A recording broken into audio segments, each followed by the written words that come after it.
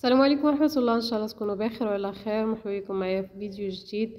نتمنى ان شاء الله يلقاكم هذا الفيديو هذا في احسن الاحوال ان شاء الله باذن الله كتتم باقي الفيديوهات السابقه.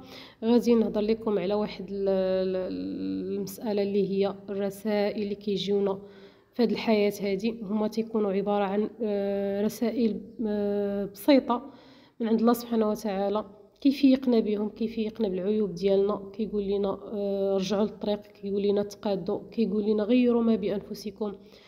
هاد الرسائل تيكونوا عباره عن مشاكل صغيره، صغيره على صغيره كتولي كبيره، حتى تولي واحد النهار واحد الصفعه كبيره، تتكون مشكل كبير، كتكون ازمه كبيره، كتكون ظروف كبيره قاسيه علينا.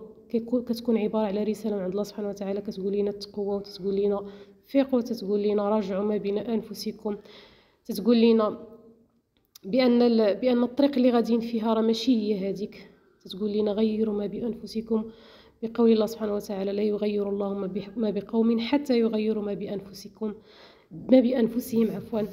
وكنتمنى ان شاء الله، انا كنهضر من خلال تجاربي دائما، من خلال اشنو شفت، من خلال اشنو طري ليا حاليا. انا في واحد الرساله كبيره اللي هي واحد الصفعه كبيره، وكنحاول نفيق منها وغادي نفيقكم.